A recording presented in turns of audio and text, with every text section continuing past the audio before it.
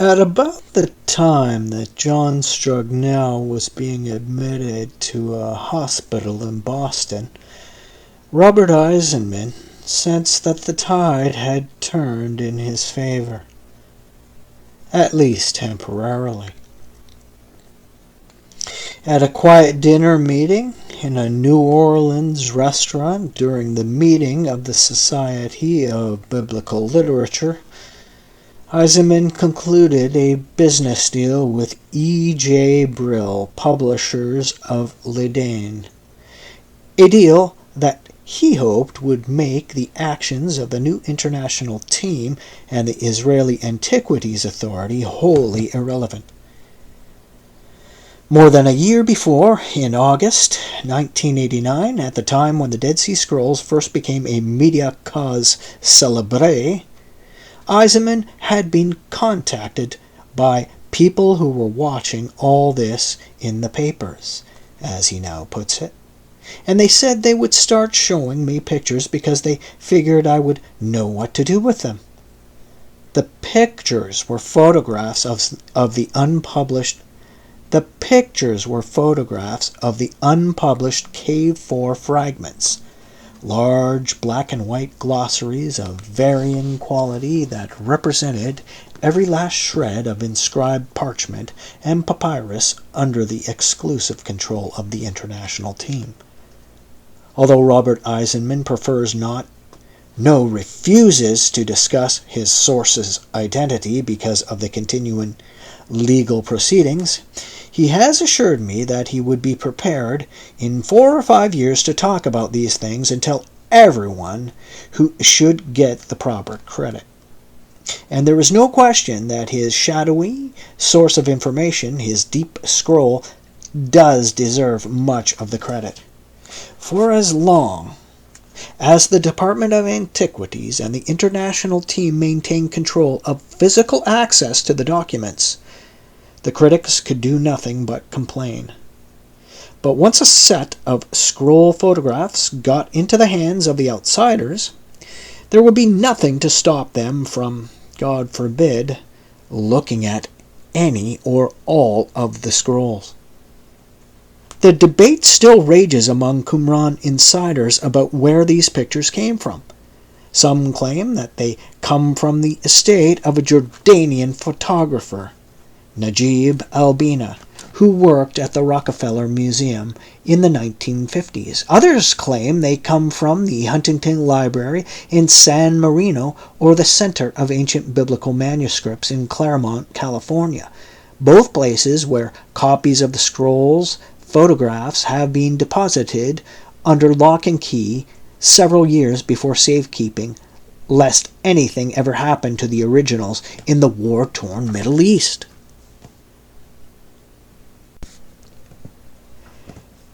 They came in small batches, Eisenman recalled, and it was only after a whole year of confidence building that everything was made over to me. But this intention was not to keep them for himself, but to publish them immediately as a defiant political act.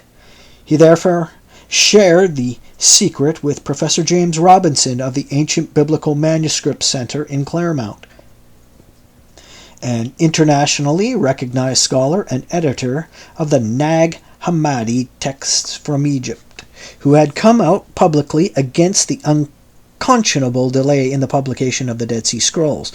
Robinson agreed to help Eisenman prepare the photographs for publication and write a brief introduction. Eisenman contacted his old publisher and sketched out the idea for a daring publishing coup. And now, in New Orleans, under conditions of total secrecy, E.J. Brill's representatives came to final agreement with Eisenman for publication of a facsimile edition of all the Dead Sea Scrolls. In the midst of his elation, Eisenman realized that the scroll monopoly was about to break open, and he had not had a chance to go through any of the material to see if, as he believed, it would provide more evidence for his own theory of Qumran's nationalistic messianism. But since Eisenman was a historian, not an epigrapher, or manuscript specialist. All his work had been done by necessity with published manuscripts. He needed a professional teammate to go over the pictures, and he made contact with a University of Chicago scholar named Michael Wise, whom he had met at various conferences. Wise was a colleague of the rebel with a single cause, Norman Golb, of the Oriental Institute, and when Wise learned that he might have to look at the entire K4 collection, he agreed to provide transcripts and rough translations for Eisenman. Thus, through the spring of 1991, Eisenman was pulled by conflicting forces. On the one hand, Robinson was anxious for the Brill publication to come out as soon as possible, before rumors spread and led to threats of lawsuits. On the other hand, Wise and his team of graduate students in Chicago were identifying among the hundreds of photographs some important texts, messianic visions, legal codes, calendars, biblical interpretation, and wisdom literature, all previously completely unknown. In many cases, Eisenman saw direct validation for his theories about the pre-Pauline character of Christianity in Judea, normal Jewish messianism with no hint of an actual incarnated Messiah. Wise's work so preoccupied Eisenman with continuing requests for more and higher quality pictures that the original date for the Brill publication, originally scheduled for March, had to be postponed. Then Madrid happened, and everything changed. The International Congress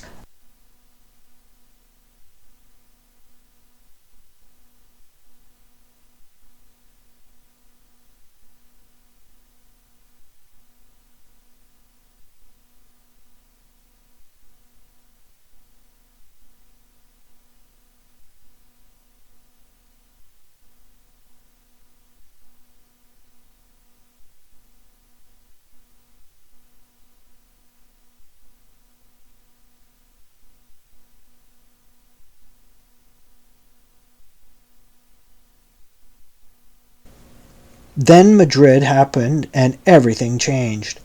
The International Congress on the Dead Sea Scrolls, sponsored by the Universiade Complutense and held in EI Escorial in late March, was to be a coming out of sorts for the new international team.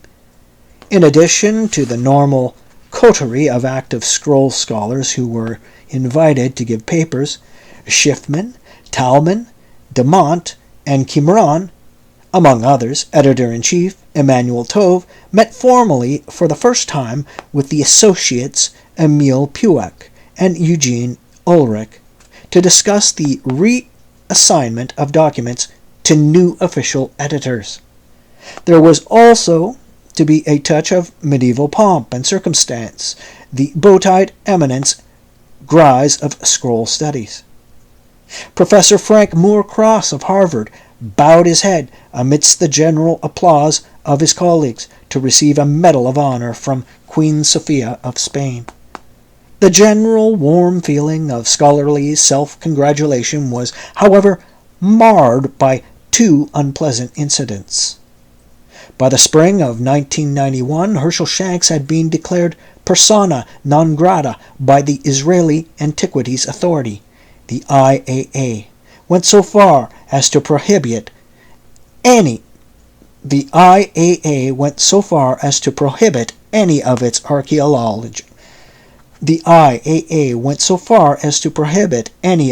archaeologists from publishing in BAR, and shortly before he was to fly to Spain to attend the Madrid conference, he was humiliatingly disinvited by the organizing committee. He would later claim in BAR that this move was motivated by the members of the new committee, who wanted as little as possible to do with Shanks and his attacks. Shanks naturally made the most of this high-handed maneuver by publicizing it widely as another attempt to foster exclusiveness and secrecy by the new-style Dead Sea Scroll cabal. and they were not reluctant to use their power. Emmanuel Tove, as the new chief editor, stepped forward to discipline Professor Kapera of Poland. During the previous winter, in an effort to further the cause of free and open Dead Sea Scrolls studies, Kapera had offered subscribers to his Krakow-based Qumran Chronicle a copy of the full transcription and English translation of MMT that had been circulating privately among scholars for over a year.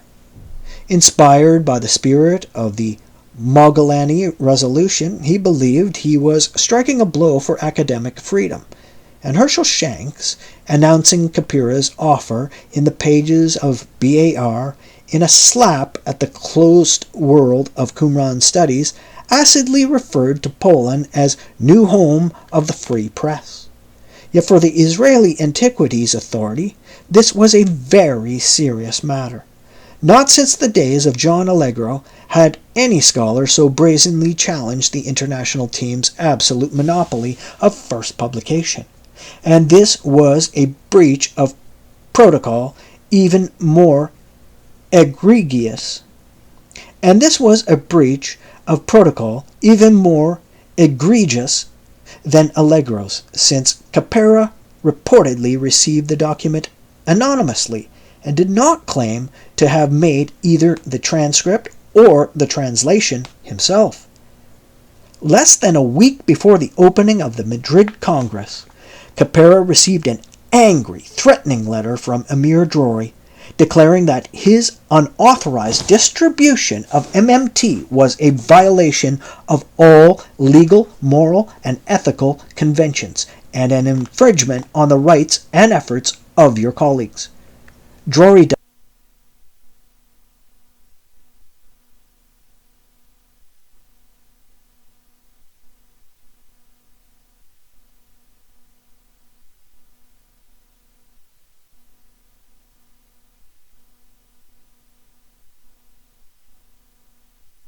prior to further action. And just to make sure that all the appropriate bodies were fully aware of the situation, Drori sent copies of the letter to the Polish Academy of Sciences, the members of the Scrolls Oversight Committee, the international team members, and a representative of Oxford University Press. Even more humbling was the personal dressing down Kapera got from the scholars in Madrid.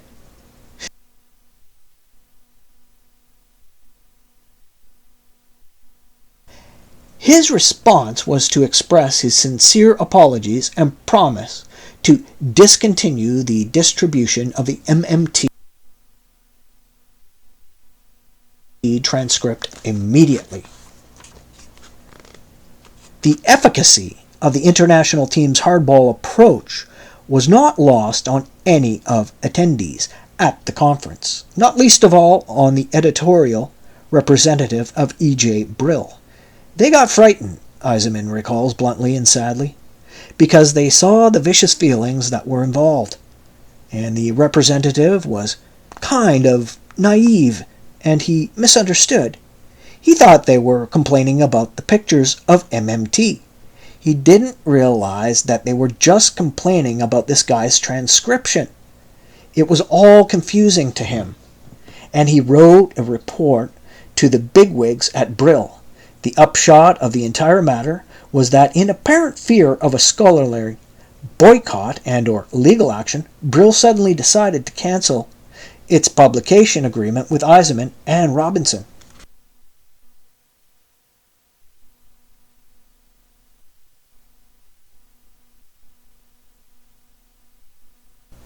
For Eisenman, this was a painful setback, especially when things seemed otherwise to be going so well. And it was soon coupled with the vicious reviews and outright condemnations that greeted the publication of the Dead Sea Scrolls Deception. The mass market expose by Michael Bagent and Richard Ley on the supposed Vatican conspiracy to suppress the Cave 4 material, which prominently featured Eisenman's theories about James the Just, Paul, and the real Judean Messianic movement. In cancelling their publishing contract, Brill returned all the photographs to Eisenman, who was intent on finding another publisher. The search was not particularly successful. Robinson used the contacts he had with the people in his field, Eisenman remembered. But that took a couple of months, and he didn't get anywhere, so he finally said, "Oh well, let's go to Shanks." In Herschel Shanks' eyes, John Strugnell's public meltdown had accomplished little. Though he put the Antiquities Authority on notice that he expected them to make the scrolls available to all scholars, Shanks soon came to see that Strugnell's fall from power merely resulted in the establishment of another scholarly clique. Each of the new editors, Tove, Puek, and Ulrich, and all three members of the Israeli Oversight Committee, Talman, Greenfield, and Broshi, received an allotment of the reassigned scrolls.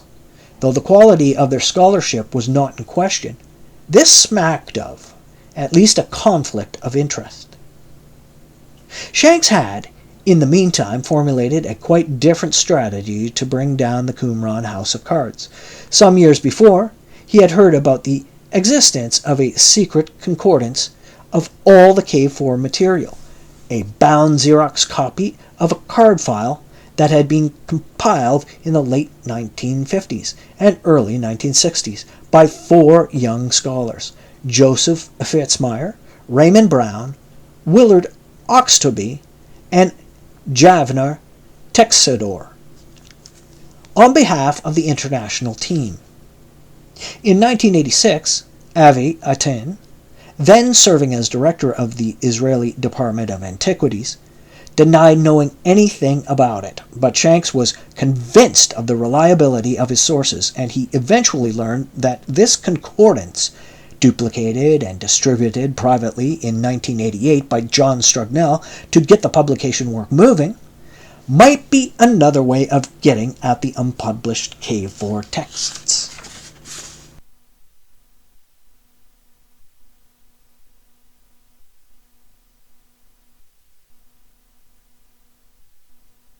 The copies of this concordance had been deposited in the library of Hebrew Union College in Cincinnati. Others were sent to the Shrine of the Book, Göttingen, Oxford, and of course the Harvard Divinity School. Sometime in the spring of 1991, Shanks had been approached by an unlikely duo, Professor Ben Zion Wacholder, a crusty, rebellious, and nearly blind Talmudic scholar, and graduate student Martin G. Abegg, a pocket pencil holder type, if ever there was one, who had together figured out how to use the concordance to reconstruct the scrolls. For each word used in the Qumran literature, the concordance listed every occurrence, citing the specific document, line, and phrase.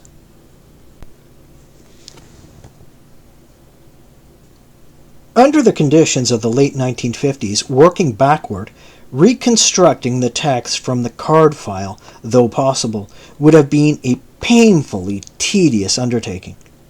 But now, in the days of personal computers, it was just moderately tedious. So, Abegg set to work designing software to reassemble the scattered card references into texts, and Professor Wacholder helped check and recheck the original references when the Qumranic Hebrew of the printout sheets did not make sense.